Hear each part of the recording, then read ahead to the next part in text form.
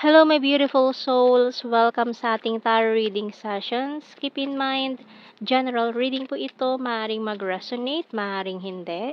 Kunin nyo na lang po kung para sa inyo and leave the rest. Maaaring mag-shift ang energies or magkabaliktad ang sitwasyon. Kaya kayo na pong bahala kung saan kayo nakalugar sa reading natin. Okay? Let's see. We have here the Page of Swords, the Knight of Swords, and the Three of Cups. The Hanged. You also have the Sun, the happiest card in the deck, and that biglang Tower. Nako, contradicting energy. And we also have here the King of Pentacles and the Nine of Pentacles. Okay? So yung bottom card natin, Five of Swords. So maaring galing sa nakaraan itong Tower card natin dito with the Five of Swords, no? And the Three of Cups natin dito. So, meron bago nagpapasaya sa'yo. And, merong isang tao from the past na nagsiselos about that, no? Nagsiselos siya na, masaya na yata siya sa iba, na meron nagpapasaya sa kanya ngayon. So, itong taon to, nagngingit-ngit, nagsiselos, walang magawa. Ayan. Kasi wala na kayo or hindi naman naging kayo. Ayan. So, parang wala akong karapatan magselos kasi hindi naging kami kung hindi naging kayo. Or kung naging kayo naman, wala na akong karapatan magselos dahil tapos na kami. Pero hindi niya mapigilan magselos. Hindi niya mapigilan to. So, alam niya masaya ka kasi parang kasalanan niya naman parang sinisisi niya yung sarili niya na bakit nasira lahat. Yung pundasyon, itong tower energy natin dito, yung tower card, no? Alam niya, sinisisi niya yung sarili niya. So, we have here Coffin and Tide. We also have here the Tree, Hourglass, medication, and pencil. So, ngayon, itong taong to from the past, nanghihinayang siya, no? Sa mga pagkakamaling nagawa niya sa'yo, and itong taong to is natali siya sa hindi masayang relasyon. Maaaring in a relationship pa rin siya with that person ngayon, and hindi niya talaga mapigilan magngit-ngit kapag nakikita niya masaya ka sa iba. So, ayan, no, we have here the bonfire.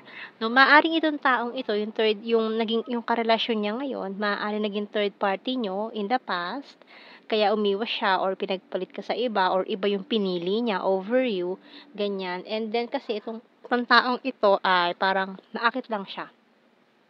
Physically but not emotionally.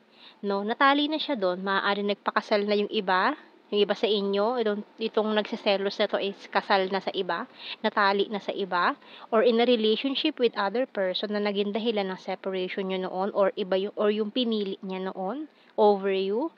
Yan. And hindi niya talaga mapigilan na magngit-ngit dito, na nagseselos siya, na gusto niya makipag-usap sa'yo, no? Wala siyang ginagawa, stalking, ganyan. So, minsan parang pinag-aawayan na nila to, na lagi siya naglalasing kasi parang natali nga siya sa isang relationship na they are not happy, no? So, tingnan natin. Ang laki ng pagsisisi niya dito Tingnan natin, ano bang message ng archangels natin. So, we have here comfort by Archangel Azrael. I'm with you in your time of need, helping your heart to heal. So, ayan, tinutulungan ka ng mga archangels natin na mag-heal from that connection. No, itong taong ito na talagang tumutulong din siya sa'yo for your healing process, or nakatulong siya ng malaki sa'yo sa yung healing process na pinagdaanan dito sa taong to, na medyo parang for some of you very traumatic experience, no? Very toxic. So, tingnan natin sa Tarot Messages Oracle card. So, I'm proud of you. Guarded and wounded. I want to protect you.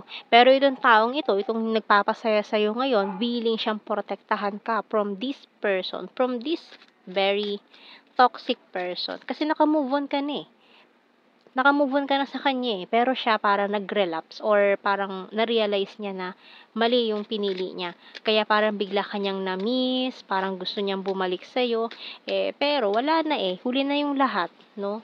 So, we have here, I have multiple opportunities. We're compatible to each other. You're my strength.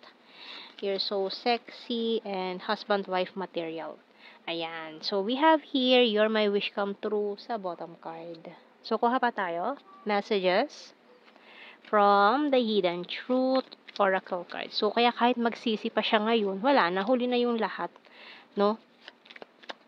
Huli na yung lahat para magsisi pa siya. So, I hope that you can forgive me one day. I knew exactly what I was doing. I want to tell you how I feel. I'm becoming a better person. The timing just wasn't right for us. You and I were too young. I feel you leaving me behind and I wish things could be different. So, yung bottom card, so many things remind me of you. So, hindi ka rin talaga makakalimutan pa nitong taong to. Ayan. So, kuha tayo ng initials natin. Letter Z, S, A, G. Maring gaslighter pa ito, ha. Ayan. F, Q, letter V, letter R, C, N, and M ang bottom card. And let's see sa ating blue card, we have here chemistry and attraction. And the last one is family. So, maaaring pamilyadong tao na nga ito. No?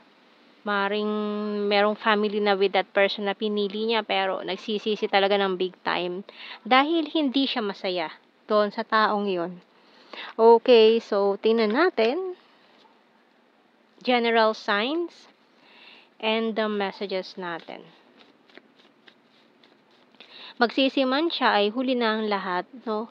Ganun talaga. Kapag hindi pinapahalagahan yung naandyan na, ay maghahanap pa ng iba, ay saka magsisisi talaga.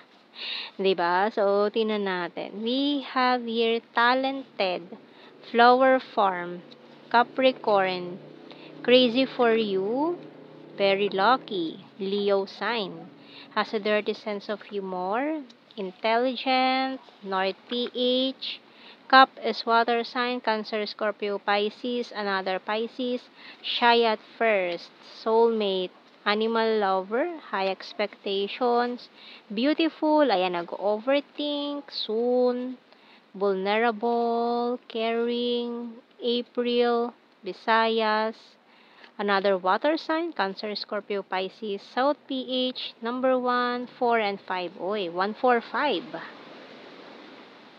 145.